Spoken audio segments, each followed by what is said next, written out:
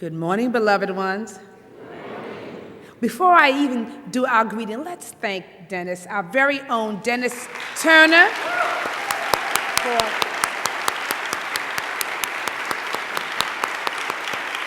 yes.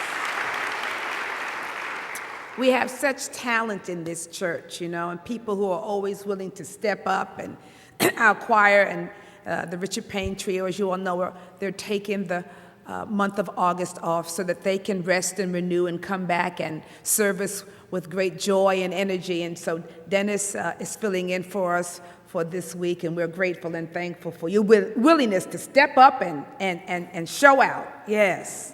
So give him some love again.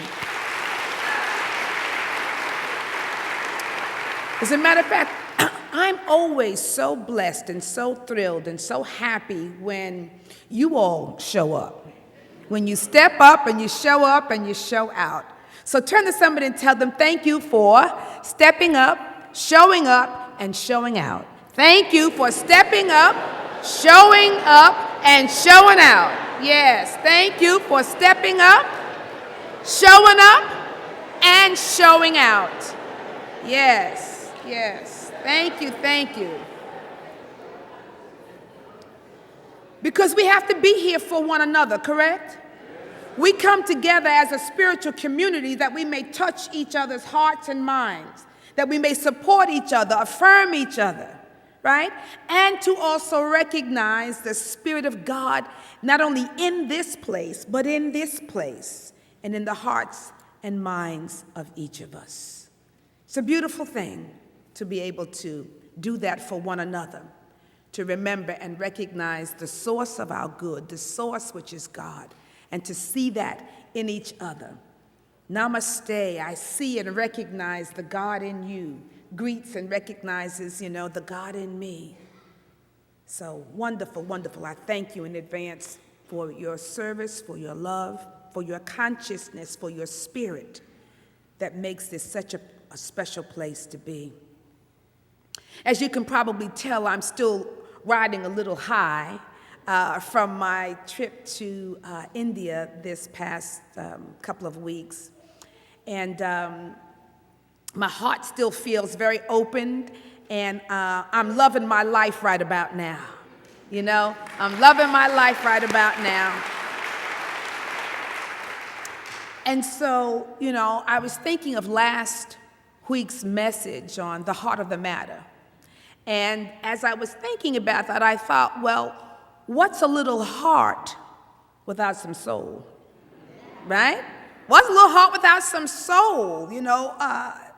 We started with the scripture, we worked with the scripture last week, where we were told the only commandment that Jesus gave us was that we should what? Love the Lord our God with all of our heart, with all of our soul, and some versions say with all of your might, with all of your strength. But the point is that we are to love God with all of our heart, and with all of our soul, and with all of our might. But we start with heart. So last week we were just working with the quality and the nature of our heart. You have to start with the heart. But the next phase of that formula for being in compliance with this commandment, because we want to be in compliance, right? The next step is, after loving God with all of your heart, would be to love God with all of your soul. So you have to have some heart, but you also have to have some soul. Heart and soul, they go together like birds of a feather. Heart and soul, right? So they go together, they belong together. And I want us to look this morning with this whole concept of soul, or the soul, because the word soul carries with it so many meanings. It has a plethora of meanings, right? Culturally, soul, or to have soul, could mean that you have some swag. You got soul, you got some swag. It could mean you have some rhythm. Because when you have soul, you have some rhythm, right? Or you have a deep feeling. If you have soul, you have a deep feeling for life. You're cool, smooth, right? full of soul. Culturally. Spiritually, the word or name or word of soul could be as varied as the many religions that speak of it. Everybody is going to have a different definition of soul according to their either theology or their concept or their approach. And someone said, well, that's not the definition, so we define it as this. And I always say, it's all right. As long as your understanding and your definition fits the construct in which you have your faith and your belief, great. So it only becomes problematic when we say this is the only way to view a particular thought. This is the only way to view a definition, whether it be of God, of love, or whatever it is. So, here's a definition that the dictionary gives. The dictionary says that it defines soul as the spiritual or immaterial part of a human being or an animal. And I thought it was cute that they put an animal in there, because there's a big debate whether animals have souls. I believe that they do. I believe everything that's living has a soul, and you'll understand why I would say that. But because they feel too, right? They feel pain, they feel joy, they're happy to see you. There's a presence there of some type. So it defines soul, the dictionary, the spiritual or immaterial part of human being or animal regarded as immortal. I know some religions talk about your immortal soul. Okay. It's the spiritual part of humans as distinct from the physical part. So we like to say spirit, soul, and body. Or sometimes we'll say spirit, mind, and body. But the soul is that middle part between your spirit and your physical being, your body. Now, unity has a bit more of a metaphysical definition, because that's the framework, the construct from which we come, how we see things, with a little metaphysical twist, meaning that it's going to have something to do with your level of consciousness. So we say that the soul is the sum total of awareness, or more aptly, that it is connected to consciousness. Your soul is made up of all levels or all points of your ability to be aware of something. All levels of thought, all levels of your feeling, all levels of your attitude, your perceptions, your values, and how you see things makes up your consciousness, which makes up your soul. They become a part of your being. Spirit, mind, body, spirit, soul, and body. It's a very vast part of who you are. Now, just as your heart, as we talked about last week, your heart plays a significant role in your expressions and in the experiences of your life, so too does your soul. Because the quality of your soul is related to the quality of your consciousness. And one of the things that we like to say in New Thought or in Unity is that life is consciousness. It's a reflection. What you see out here is a good indication of what you are holding on to in here, right? What you see manifesting in your experience is a good indication of the thoughts and feelings and attitudes and values and perceptions that you are holding in your consciousness.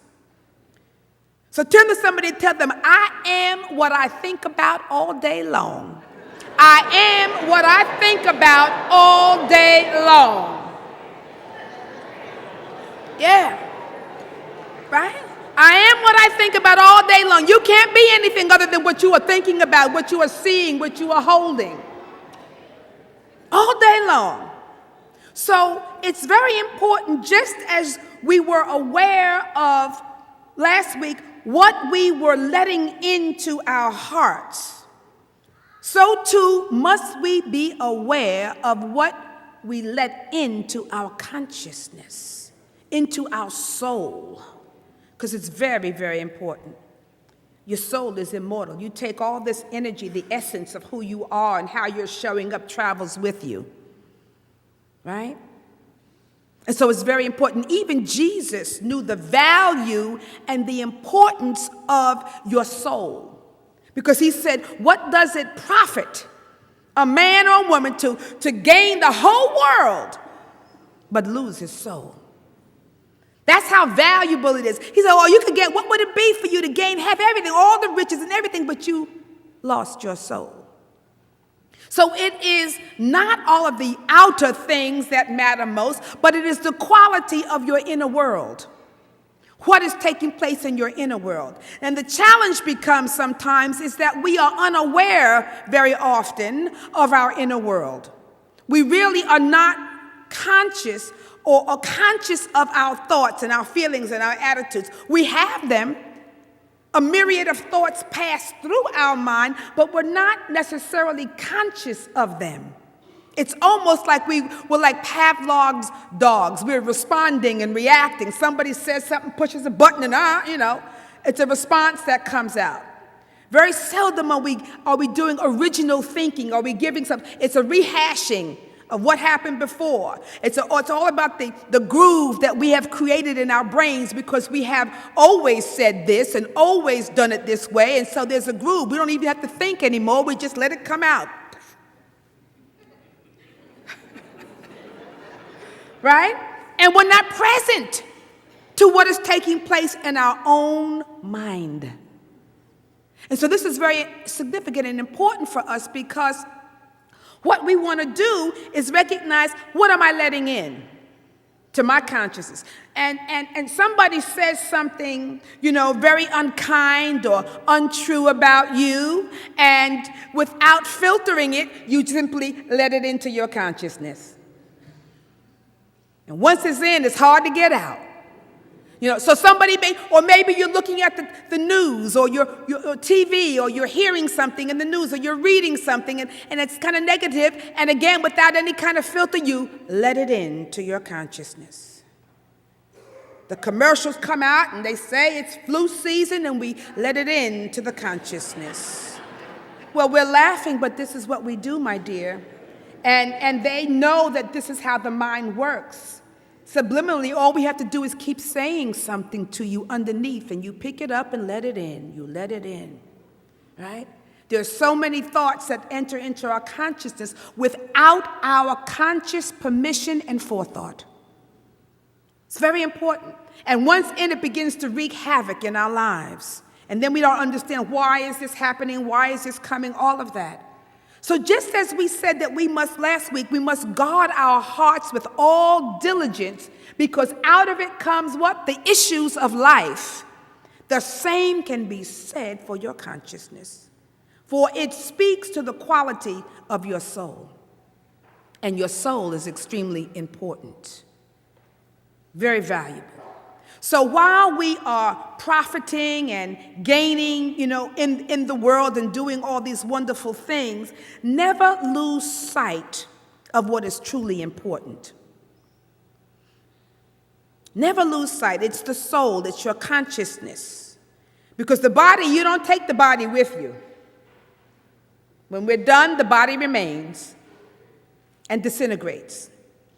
But your soul and your spirit are eternal, immortal. So we need to look at what's happening with soul and with spirit, okay? So when we say this, all right, we're going to profit. Now, what are you going to profit with? How are you going to profit with this outer riches or inner riches? Because yes, we are meant to live the good life or a good life, but only with the understanding that it is all for naught if we are not able to touch that which gives us true value, that which gives true meaning to your life, true purpose, friends, family, relationships, connections. You see, you can have all the outer stuff. You can have it all. Cars, houses, money, you can have it all. But if you don't have the basic quality things of friends, families, relationships, connection, meaning in your life, then you don't have very much. You can fool yourself and say, I'll buy me some friends. And when you have money, fake friends are easy to find, right? But in your heart of hearts, you know that something's missing. It's not real. So we have to look at, all right, if I'm getting all this profiting and gaining, am I losing my soul? Let me concentrate on what really matters most to me and what is of value. There's another story in the scriptures found in Luke 12:15 through 26. And it's about a rich man. And Jesus is speaking to the multitudes. And he said to them, "Take heed and beware of covetousness, for one's life does not consist in the abundance of the things he possesses." Then he spoke a parable to them, saying, "The ground of a certain rich man yielded plentiful," meaning he had a lot of stuff. He kept bearing lots of good fruit. "And he thought to himself, saying, 'Well, what shall I do since I have no room to store my crops?'" He had so many things, so much crop, that he didn't have enough room to store it. So he said, "I will do this. I will pull down my barns and build greater." I'll build me some bigger, better, to store all my stuff. And he says, "And there I will store all my crops and my goods. And I will say to my soul, 'Soul, you have many goods laid up for many years. Take your ease, eat, drink, and be merry.'" Meaning you got enough goods stored away, that's good. Now you can just rest and relax and just live the good life. But God said to him, "Fool." Fool. He said, "This night your soul will be required of you. Then whose will all these things be which you have provided?" So it is he who lays up treasure for himself, and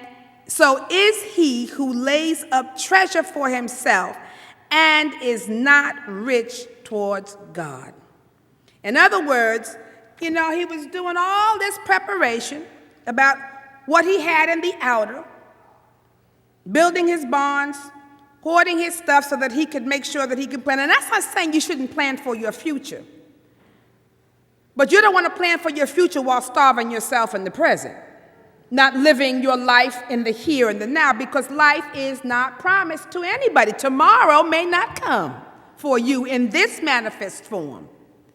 So he says, "Fool, your soul is going to be required of you this evening." All right, so what this says is that one's life does not consist of the abundance of things he possesses. It's not the material realm that counts, but it is the spiritual realm. And when you get your soul, your consciousness in order, then you gain what is immortal. Then you gain what is truly lasting. You can't try to keep it. It was like the Israelites trying to keep the manna from heaven. Remember, they were going through the wilderness. And every day, God provided manna from heaven for them. They didn't have to work for it, it was provided. But then they tried to store it up, right?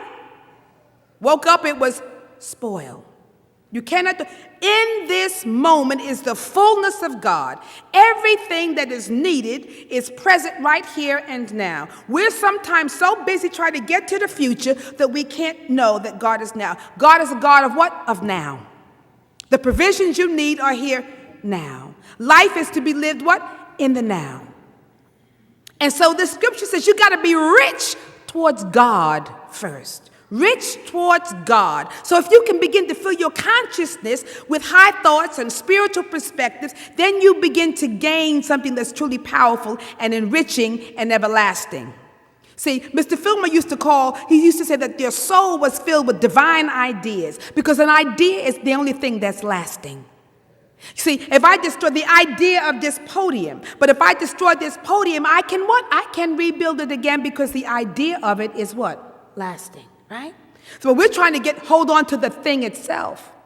Let me hold on to this. Oh, this is precious. Oh, wait a minute, this is precious. And we make everything. These are things. And we forget what lays behind them. The spirit, the soul, the idea is important. So this is what we're doing there. How can we be rich towards God? Now, being rich towards God doesn't mean that you go off in a cave someplace and meditate all day long. That's a good idea, but if everybody did it, where would we be? Right?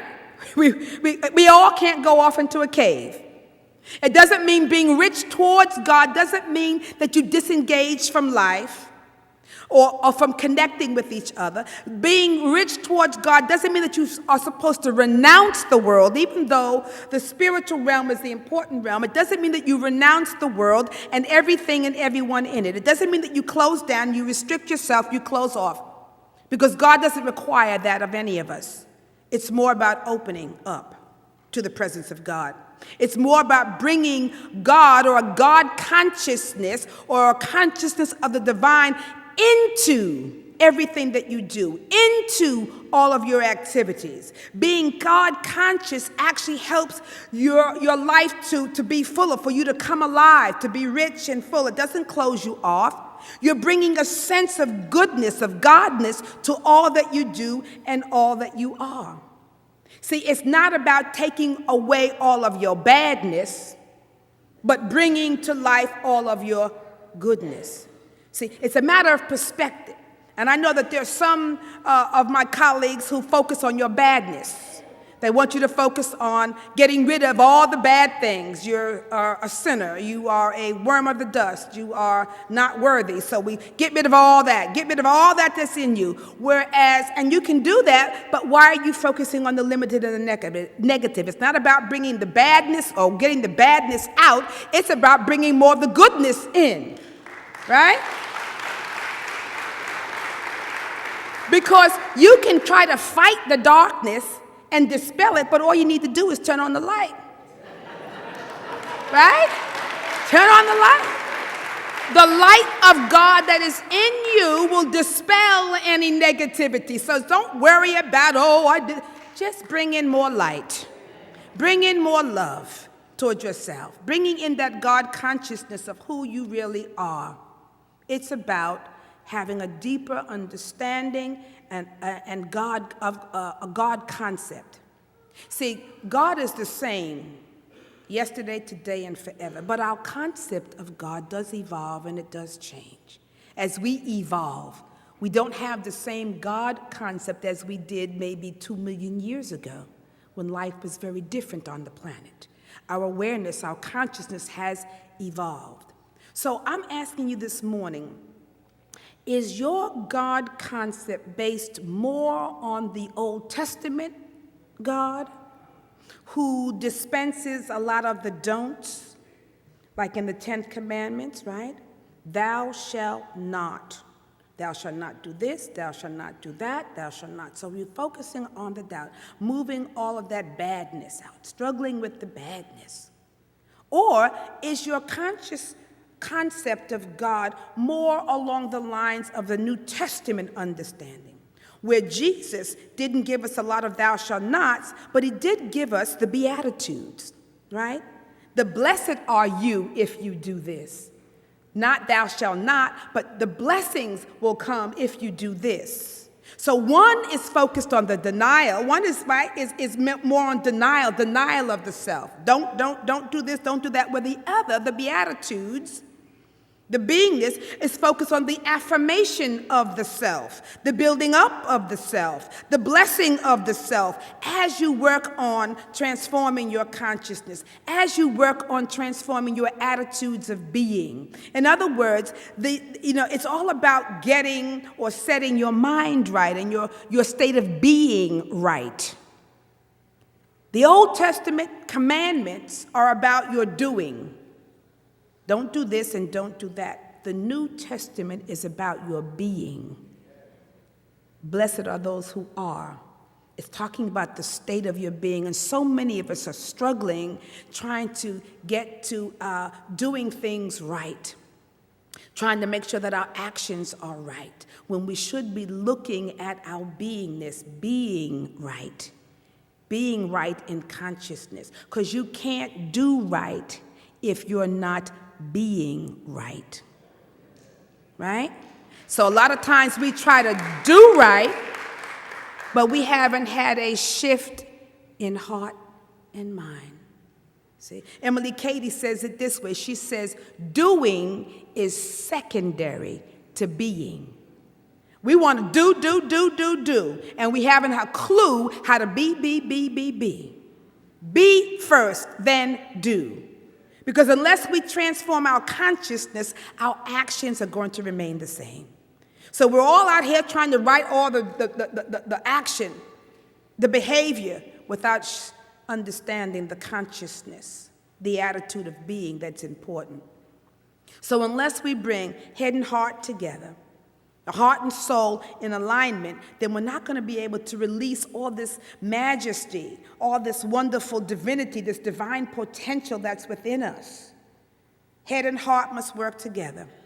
So I say spend some time becoming self-aware.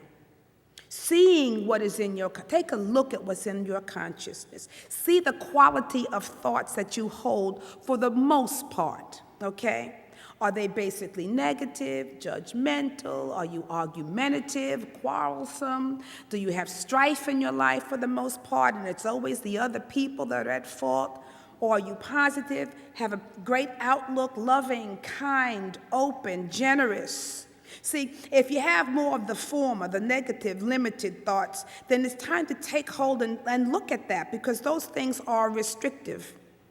And you want to look at how you can examine and search for the root of them and heal it, transform it, bring light there, bring light into your consciousness, light into your awareness. Because until you have some light, you're going to be struggling. Because it all boils down to, what are you feeding yourself, telling yourself?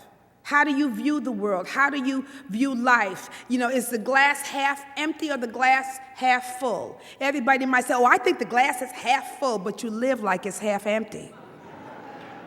Right? You really do. Or maybe you might say that you want to say that you're limitless, but you have so many limits that you have placed on yourself.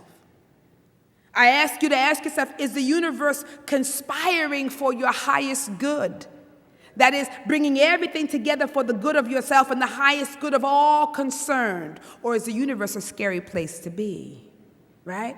Is the universe and everyone else against you? It all depends upon how you see it. If you think everybody's against you, that's your outlook of life. And guess what? You're going to draw that to you. Is your life restrictive in keeping things out, bad things out? That's hard to do. Keep everything, oh. Or is it expansive, letting all good things in? I want to concentrate on letting the good things in. So what's the nature and the quality of your consciousness? How do you see your life? What needs to be transformed in your own being? So that's your inner work. But while you are doing your inner work in consciousness, I want you to make it easy. I want you to also bring heart into your being, which means while you work on consciousness, while you work on seeing what is really there in you, be kind to yourself. Be gentle with yourself. Be understanding with yourself, loving towards yourself. In other words, bring your heart into your head. Bring your heart into your head and then begin to move from there. Bring your heart into your soul, into your awareness, and begin to live from there, to act from there, to do from there. But be. Love the Lord thy God with all thy heart, with all thy soul, with all your consciousness, and with all thy might. Because if we can do that, if we can touch the divine with our heart and our soul, our heart and the head, then we will gain the strength, which is the last statement in this compliance of commandment. Loving God with all heart, mind, and soul will give you strength. You'll have the strength you need to meet life, to live life to its fullest. So I'm on a mission, and my mission, as I shared last week, and I hope you'll join me, is to love deeply, live fully, and enjoy my life completely. That's the goal. Because when I do that, when I can love deeply, loving God with all my heart, loving you with all my heart, with all my soul, with all my mind, I begin to live fully. And when I'm living fully in the presence of God, my life then is a joy. I begin to enjoy life. Head and heart and soul, they go together like birds of a feather. So just know that I love you and I hold you in my heart and in the consciousness. I pray for everyone. I pray for this church. I pray for the energy and the whole place. Every Sunday before I step out, I set a consciousness that the Spirit of God will touch every heart, every soul, every mind, that it would lift you up, heal you, make the crooked places straight, do all the things that your hearts desire, and that you will have the awareness and the consciousness to first be right. And in being right, you will do right. Blessings. Blessings. Namaste. Namaste. Blessings. Thank you.